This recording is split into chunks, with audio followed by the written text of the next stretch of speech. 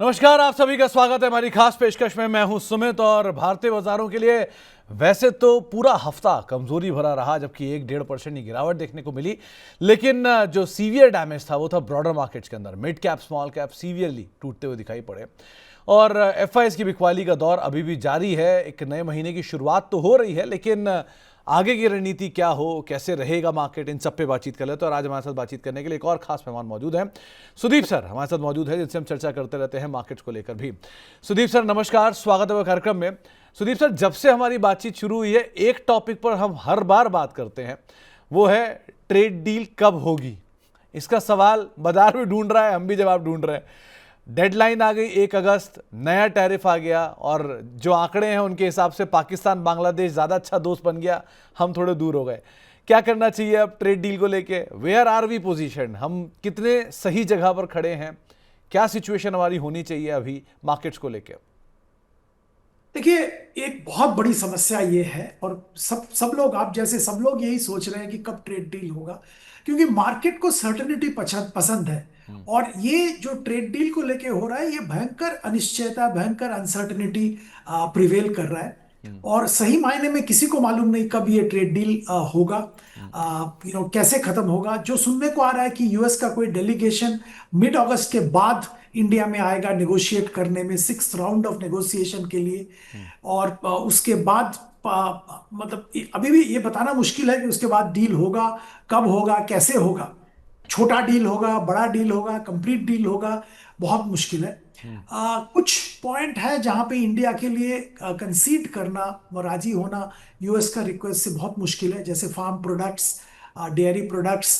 यहाँ पे इंडिया के लिए बहुत मुश्किल है यूएस का रिक्वेस्ट मानना।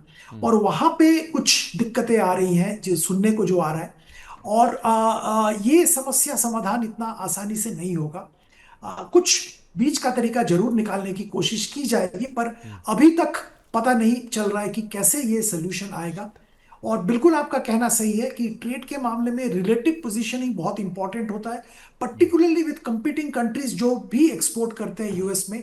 तो इंडिया का सबसे बड़ा दो जो सेक्टर है जो एम्प्लॉयमेंट जनरेट करता है, टेक्सटाइल और लेदर गुड्स, ये दोनों यूएस में एक्सपोर्ट होता है। ये दोनों में बांग्लादेश, इंडोनेशिया, वियतनाम, कुछ हद तक पाकिस्तान compete करते हैं हमारे साथ। और उनके जो टैरिफ रेट्स है वो इंडिया से कम है आज के दिन में। तो obviously they are at advantage, और हम लोग के लिए ये एक बहुत बड़ा डिसएडवांटेज है एक्सपोर्ट के मामले में। देखना होगा आगे चल के कहाँ पे टैरिफ सेटल होता है। अगर ऐसा ही रहा तो वो जरूर इंडिया का यूएस एक्सपोर्ट को इम्पैक्ट करेगा नेगेटिवली। एक सुदीप सर, हम सब ने पढ़ा है, मतलब 15-20 साल करियर में, या तो हम फंडामेंटल तरीके से बाजार को आंकते हैं या तकनीकी तौर पे बाजार को आंकते हैं। लेकिन ये ट्रंप तौर पे बाजार को कैसे आंका जाए, क्योंकि ये तरीका तो हाथ ही नहीं आ रहा है। कभी ये टैरिफ पे कुछ बोलेंगे, कभी ये वॉर पे कुछ बोलेंगे, कभी एक ऐसा ट्वीट आएगा रातों रात आप मोस्ट फेवरेट से लीस्ट फेवरेट हो जाते हो। सो ये सिचुएशन को सेंटिमेंट मानते हैं, लेकिन ये सेंटिमेंट से भी कहीं आगे जा रही कहानी। सेंटिमेंट 1-2 दिन लगते हैं बनने में, तो कुछ कुछ मिनटों में चेंज हो रही चीज़ है। इनको कैसे रीड किया जाए? देखिए, ये रीड करना असंभव है। और हाँ। ये मुझे तो लगता है कि खुद ट्रम्प साहब को मालूम नहीं है कल सुबह वो क्या करेंगे। तो तो बाकी दुनिया को कैसे मालूम होगा। तो हम लोग को एक ही चीज को ध्यान में रखना होगा कि वोलेटिलिटी बहुत जबरदस्त रहेगी। जब तक ट्रम्प साहब है तब तक वोलेटिलिटी बरकरार रहेगा और उसी में कामकाज करना पड़ेगा। दूसरी बात यहाँ पे ये है, ये एक नेगोशिएशन टेक्निक भी उनके लिए है कि बहुत बड़ा कुछ फिगर, बहुत बड़ा कुछ थ्रेट वो सामने कर देते हैं ताकि नेगोशिएशन में उनको बेनिफिट मिले। शायद इंडिया के ऊपर जो उनके ट्वीट्स आ रहे हैं, जो रेट 25% जो टैरिफ लगाया गया है, ये भी शायद एक नेगोशिएशन का टेक्निक ही है। और उम्मीद उनके तरफ से शायद ये हो रहा है कि ये दबाव इंडिया के ऊपर आएगा और इंडिया एक अच्छा डील यूएस को देगा। देखते हैं आगे कैसा होता है। तो क्या जो एफआईआई है वो भी ये अनसर्टेनिटी देख रहे हैं क्या? क्योंकि पिछले 4 महीने में एफआईआई ने कुछ कुछ तो खरीदा था फरवरी के बाद से लेके अब तक, लेकिन इस महीने में जो सेलिंग आई है वो मासिव है। मतलब 42,000 करोड़ 45,000 करोड़ की एफआईआई की बिकवाली एक महीने में हो गई। सो ये बिकवाली, क्या बाजार यही अनसर्टेनिटी, एफआई यही अनसर्टेनिटी रीड कर रहा है जिसकी वजह से वो बेचे जा रहा है माल? जी, कुछ हद तक डेफिनेटली ये बहुत बड़ा अनसर्टेनिटी है, और एफआईआईज जरूर उसको फैक्टर इन कर रहे हैं। पर एफआईआई के बेचने के पीछे दो तीन और मुद्दे भी है। पहला एक मुद्दा तो मैं यहाँ पे ये भी रेज करूंगा कि इंडिया के जो कॉरपोरेट रिजल्ट्स आ रहे हैं वो ऐसा कुछ खास नहीं आ रहा है जो कि वैल्यूएशन को जस्टिफाई कर सके।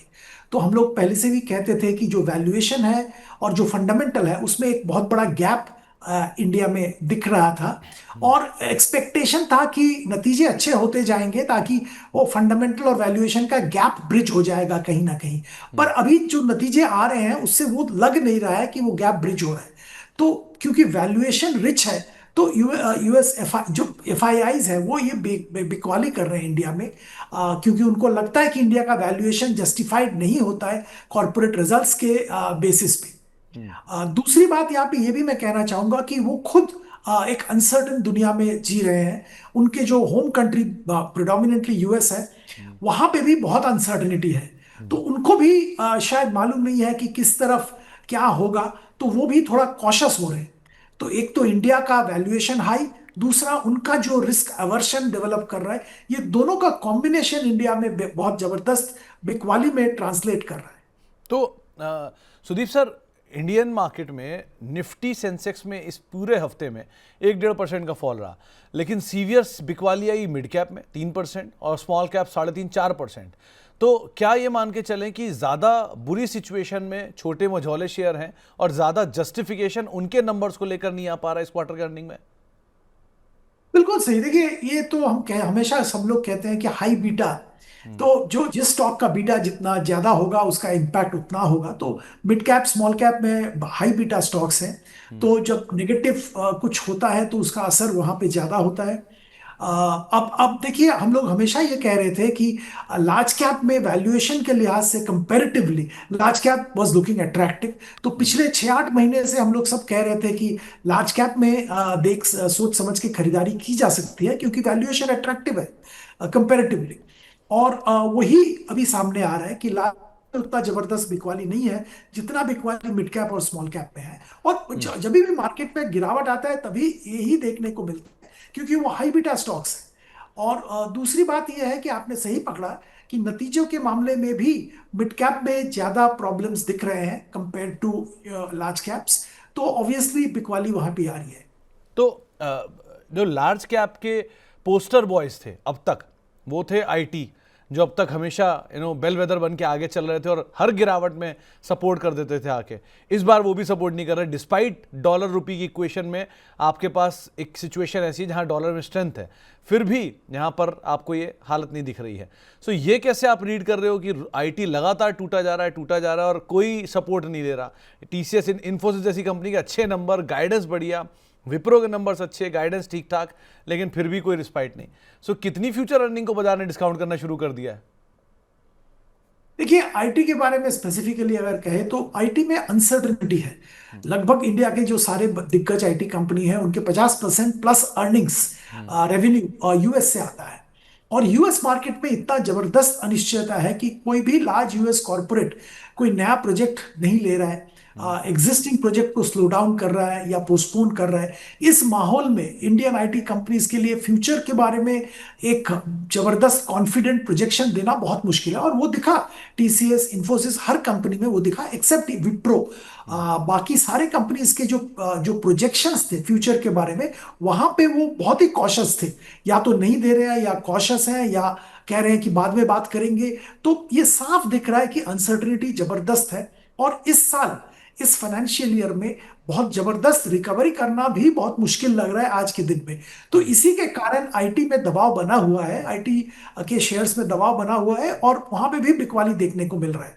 ओवरऑल मैं कहूंगा कि कुछ सेक्टर्स में अच्छे नतीजे आए हैं, वहां पे बिकवाली खरीदारी भी आ रहा है। एफएमसीजी की अगर बात करें, वहां पे थोड़ा बहुत खरीदारी देखने को मिल रहा है। कुछ दिग्गज कंपनी सीमेंट वगैरह में भी खरीदारी दिख रहा है इंटरमिटेंटली। पर बाय एंड लार्ज बिकवाली का माहौल जरूर है एफआईआईज की तरफ से। नहीं तो सुदीप सर, क्या एक दूसरा पहलू आईटी में ये भी है कि इनके पास इनोवेशन मिसिंग है? आपके पास लार्ज कैप कंपनीज हैं, ह्यूज कैश फ्लोज बैठा है, आप बायबैक किए जा रहे हो, डिविडेंड दिए जा रहे हो, लेकिन कोई एआई बेस्ड इनोवेशन नहीं है, कोई नया एक्विजिशन नहीं है। मीनवाइल आप अगर नैस्डैक को देखो, नया हाई पे नया हाई बनाया जा रहा है क्योंकि वहाँ पर नंबर्स इतने स्ट्रांग आ रहे हैं। सो क्या ये पार्ट भी यहाँ पर मिसिंग है कि हम सिर्फ एक वो डेस्क जॉब पे लगे हुए हैं इंस्टेड ऑफ ग्रोथ पार्ट? ये तो बिल्कुल सही है। देखिए, ये तो हमेशा से इंडियन आईटी का प्रॉब्लम रहा है। इनके पास ऐसा कुछ प्रोडक्ट, ऐसा कोई इनोवेशन नहीं है जो कि कोई क्राइसिस में भी इनको आगे ले जा सकता है। जो आप सही कह रहे हैं, यूएस के जो दिग्गज आईटी कंपनीज है वहां पे एआई को लेके बहुत एक्साइटमेंट है। और ये कहा जा रहा है कि यूएस में इतना अनिश्चयता के बावजूद मार्केट स्ट्रांग है। इसका कारण एआई में एक इतना अच्छा मोमेंटम आया है कि सब लोग इसी को लेके एक्साइटेड है। तो मार्केट भी इसी को डिस्काउंट कर रहा है और वैल्यूएशन ठीक ठाक रख रहा है यूएस में, और ऑल टाइम हाई भी नस्दैक रीच कर रहा है। पर इंडिया में अनफॉर्चुनेटली इंडियन आईटी कंपनीज के पास ऐसा ना कोई प्रोडक्ट है, ना कोई प्रोजेक्ट है, ना कोई उस दिशा में कदम भी लिया है इंडियन आईटी कंपनीज ने। तो ऑब्वियसली ये तो प्रोजेक्ट के ऊपर डिपेंड करते हैं, जो एग्जिस्टिंग टेक्नोलॉजी को यूज करके डिलीवर करते हैं, सर्विस डिलीवर करते हैं। तो वहां पे ये अनिश्चयता इनके लिए दिक्कत बना रही है। और बिल्कुल आप ठीक कह रहे हो कि हमारे पास ऐसा कोई तोड़फोड़ प्रोडक्ट या प्रोजेक्ट या कोई इनोवेशन नहीं है जो कि एक मिसाल बन सके दुनिया में। तो अब क्या सर सेम स्टोरी जो आईटी ने अब तक दिखाई है वो फार्मा रेप्लिकेट करने जा रहा है? क्योंकि फार्मा में भी वही स्ट्रेस आ गया है कि हम आपको उस सूची में डाल देंगे जो सर्विस वाली सूची में भी शामिल कर दिया जाएगा अगर टैरिफ को डाला जाता है। तो क्या वो भी सेम है, या वहां पर एटलीस्ट आपके पास एक प्रोडक्ट है जो आपको बाकी इकोनॉमी से मिटिगेट करवा देगा? देखिए, फार्मा में तो मैं दो तीन हिस्सों में इसको बांटना चाहूंगा। पहली बात है, बहुत सारे ऐसे कंपनीज हैं जो कि इंडिया में बहुत जबरदस्त काम करते हैं और इंडिया में 20% प्लस सीएजीआर ग्रोथ ओवरऑल देखने को मिल रहा है। तो pharma companies focused on India will continue to do well, उसमें कोई दिक्कत वाली बात नहीं है। Pharma companies focused on multiple other geographies other than US will continue to do well, वहां पे भी कोई प्रॉब्लम नहीं है। हाँ, यूएस में बहुत अनिश्चयता है। पहले तो 200% टैरिफ की बात की जा रही है, वहां पे वो कुछ देर के लिए वो रद्द कर दिया गया है क्योंकि यूएस कंज्यूमर विल सफर, ऐसा अचानक कोई टैरिफ लगाया जाता है तो। पर उन्होंने, ट्रम्प साहब ने सब सीईओस को चिट्ठी लिखे हैं कि प्राइस में जबरदस्त कट करना पड़ेगा, क्योंकि ट्रम्प साहब के हिसाब से अनफेयरली वो प्राइस फिक्स कर रहे हैं यूएस मार्केट के लिए। तो ये जो कम्युनिकेशन उनके तरफ से गया है, ये बहुत शंका फार्मा कंपनीज में और इंडियन फार्मा जैसे सन फार्मा, डॉक्टर रेड्डीज, लुपिन, जिनका यूएस में बहुत जबरदस्त बिजनेस है, प्रोडक्ट्स हैं और मार्केटिंग एफर्ट है उनका, वहां पे उनको बहुत शंका की बात है और वहां पे प्राइस डैमेज देखने को मिल रहा है। बहुत अनसर्टेन एनवायरनमेंट है फार्मा को लेके।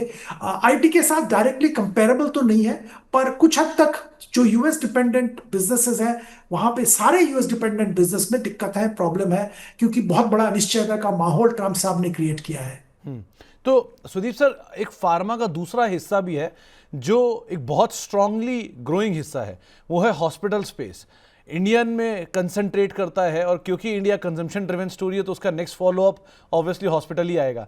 सो सारे के सारे हॉस्पिटल 100 के मल्टीपल पे काम काज कर रहे हैं, 70 के मल्टीपल पे काम काज कर रहे हैं और वो नंबर को जस्टिफाई भी कर रहे हैं पीईजी के हिसाब से। सो इनको आप कैसे रीड कर रहे हो? क्या जो domestic driven path lab, domestic driven hospital, ये एक अभी भी इनमें स्टोरी बाकी है या हो गया पूरा? देखिए, अगेन यहाँ पे दो चीज है। एक तो टेस्टिंग डायग्नोस्टिक सेंटर्स जो पैथ लैब की बात कर रहे हैं, दूसरा है हॉस्पिटल्स। हॉस्पिटल के बारे में हम लोग बहुत पॉजिटिव हैं क्योंकि यहाँ पे देखिए एक चीज देखने को मिल रहा है, जबरदस्त कंसोलिडेशन हो रहा है। और वो सारे जो छोटे छोटे अनऑर्गेनाइज्ड कह सकते हैं हॉस्पिटल्स हैं, वो एक कंसोलिडेट कर रहे हैं जो बड़े हॉस्पिटल प्लेयर्स हैं, और ग्लोबल कैपिटल बहुत जबरदस्त तरीके से इसको सपोर्ट कर रहा है। तो यहाँ पे हम लोगों को लगता है, और ये कंप्लीटली डोमेस्टिक कंजम्पशन ड्रिवन जो एक्टिविटी चल रहा है, और यहाँ पे सर्विस क्वालिटी इंप्रूव हो रहा है, सर्विस का जो जो जो स्टैंडर्ड्स है वो इंप्रूव हो रहे हैं, और एक्सपेंशन का बहुत जबरदस्त स्कोप है। तो यहाँ पे वैल्यूएशन भी कुछ हद तक लॉन्ग टर्म के हिसाब से जस्टिफाइड है। तो आप अपोलो हॉस्पिटल की बात करिए, हम लोग के लिए फेवरेट स्टॉक है, सबसे बड़ा हॉस्पिटल चेन है, एक्सपेंशन हो रहा है और वहां पे जरूर ध्यान दिया जा सकता है। बहुत सारे ऐसे और भी चेन्स हैं और भी हॉस्पिटल कंपनीज हैं जहां पे जरूर ध्यान दिया जा सकता है। पैथ लैब के बारे में अगर बात करें तो वहां पे हमारा व्यू ये है कि कंपटीशन बहुत जबरदस्त आ रहा है और आ भी गया है। और यहाँ पे क्या हो रहा है कि unit price, unit economics, unit price continuously कम हो रहा है कंपटीशन के कारण। और जो चेन्स हैं वो एक्विजिशन के जरिए ग्रो करने की कोशिश कर रहे हैं, पर जो प्राइसिंग प्रेशर है वो मार्जिन को नीचे ला रहा है। तो ये एक इवॉल्विंग स्पेस है और वैल्यूएशन कम नहीं है। तो यहाँ पे थोड़ा सतर्क रहना चाहिए वैल्यूएशन के हिसाब से। अपॉर्चुनिटी तो बहुत बड़ा है, इसमें कोई शंका नहीं है। ओके और इंडियन ऑटो, अब आप इसे कैसे पॉइज्ड अप देख रहे हो? एक बड़ा मार्केट तो इंडिया में है, टेस्ला इसीलिए इंडिया आया ऑब्वियसली, लेकिन इंडियन मार्केट कंपनीज जो हैं वो बाहर एक्सपोर्ट करने में लगी हुई। इसमें बजाज ऑटो हुआ, हीरो मोटोकॉर्प हुआ, M&M मॉडल हुआ। So Indian market auto space में कैसे पॉइज्ड अप देख रहे हो आप? देखिए, पहली बात तो सुमित जी ऐसा है कि अगर आपने जो आंकड़े आए हैं वो देखे हैं तो साफ ये है कि टू व्हीलर और फोर व्हीलर पैसेंजर जो कार है, जो छोटी गाड़ी की बात हो रही है, वहां पे एक डिमांड का प्रॉब्लम बहुत जबरदस्त है। और इसके कारण सारे कंपनीज के जो कि टू व्हीलर में काम करते हैं या फोर व्हीलर पैसेंजर व्हीकल में काम करते हैं, उनके लिए दिक्कत आ रही है। और कुछ कंपनीज ऐसे हैं जो कि एक्सपोर्ट में कदम रखे हैं, उनका एक्सपोर्ट का बिजनेस बहुत अच्छा चल रहा है। आप बजाज ऑटो की बात करें, डोमेस्टिक सेल्स के नंबर बहुत ही खराब है, पर एक्सपोर्ट के नंबर बहुत अच्छा है। और ये मिला के जो कंबाइंड नंबर है वहां पे 3% ग्रोथ भी दिखाया है। तो एक्सपोर्ट इज सेविंग देम, ये मैं कहूंगा आज के दिन में। और डोमेस्टिक मार्केट में, रूरल और अर्बन मार्केट में जो जो कंजम्पशन का जो एक डिप आया है, उसका नेगेटिव असर इनके आंकड़ों में साफ दिख रहा है। तो आज के दिन में तो मैं ये कहूंगा कि थोड़ा इंतजार करना पड़ेगा। शायद festive season, post monsoon festive season आएगा और तब डिमांड पिकअप होगा। उम्मीद ये है कि ऐसा ही होगा और Q3 Q4 में इनके आंकड़े ठीक ठाक आएंगे, डिमांड वापस आएगा अगर इकोनॉमी में ग्रोथ चलता रहे तो, और जिसकी उम्मीद पूरा जबरदस्त है। और अगर आप टेस्ला जैसे कंपनीज की बात करें, वो तो एक नीश प्लेयर है, लग्जरी सेगमेंट में देख रहे हैं। वो अब देखिए, जो टेस्ला गाड़ी खरीदेगा वो तो ट्रॉफी एसेट, मतलब वो डिस्प्ले करेगा कि हमने टेस्ला खरीदा है। वैसे गाड़ी तो टेस्ला जैसे या टेस्ला से बेहतर गाड़ी भी यहाँ पे मिलते हैं ऑलरेडी। तो टेस्ला तो इसे शो के लिए मैं कहूंगा। तो वो एक नीश प्लेयर है, उसके साथ कंपैरिजन नहीं कर सकते हैं जो मास स्केल में बिजनेस कर रहे हैं इंडिया में उनके साथ। तो सुदीप सर, जो सिचुएशन सिनेरियो भी आप देख रहे हो, अर्निंग्स को लेके, एफआईएस की सेलिंग को लेके, ग्रोथ के नंबर्स में स्लो डाउन को लेके या वैल्यूएशन को लेके, इन चारों चीज़ों को जोड़ जाड़ के मार्केट क्या ये साल नया हाई बनाता दिख रहा है? बहुत ही मुश्किल सवाल है क्योंकि ये ऐसी सिचुएशन सिनेरियो को देखकर, लेकिन क्या ये कॉन्ट्रा कॉल इस समय हो सकती है? क्या वो फियर एट इट्स पीक आ गया है कि बाजार रिवर्सल ले ले? जी बिल्कुल सुमित जी, मेरा तो मानना यह है कि आपको ये माहौल में जब सब डरे हुए हैं, तभी आपको थोड़ा अग्रेसिव होके एक्सपोजर लेना चाहिए। क्योंकि अगर आप इंडियन इकोनॉमी में बिलीव करते हैं, इंडिया अभी भी देखिए 6.5% के आसपास जीडीपी ग्रोथ होगा कहा जा रहा है, जो कि जो जो देशों के कंपैरिजन में अगर देखिए तो बेहतरीन ग्रोथ है। और चलिए, यूएस के साथ ट्रेड डील अच्छा नहीं हुआ, वर्स्ट केस सिनेरियो, तो कहा जा रहा है कि ½ % ग्रोथ में दिक्कत आएगी, तो 6% जीडीपी ग्रोथ होगा, उसमें भी कोई खराबी नहीं है in spite of all this negative news. तो इस माहौल में इंडिया में ग्रोथ जरूर आएगा और जो कंपनीज अच्छे कामकाज कर रहे हैं वहां पे जरूर ग्रोथ देखने को मिलेगा और ओवरऑल कैपिटल मार्केट भी ग्रोथ दिखाएगा, क्योंकि लिक्विडिटी बहुत जबरदस्त है, डोमेस्टिक लिक्विडिटी। और एफआईआईज भी इंडियन मार्केट में आएंगे, वैल्यूएशन एक लेवल का हो गया, थोड़ा स्टेबिलिटी आ गया तो एफआईआईज भी आएंगे। तो मुझे तो लगता है कि फेस्टिव सीजन के बाद Q3 Q4 में, before the end of financial year, नए हाइज जरूर हम मार्केट में देखेंगे। सुदीप सर, समय का अभाव ना होता तो आपसे मैं और 2-3 सवाल पूछता, लेकिन समय का अभाव है इसलिए मैं माफ़ी चाहूँगा। बहुत बहुत शुक्रिया सर, आज अपना समय हमें देने के लिए, हमसे बातचीत करने के लिए, बाजार पर और सभी सेक्टर्स एंड शेयर्स पे हमसे चर्चा करने के लिए बहुत बहुत शुक्रिया सर।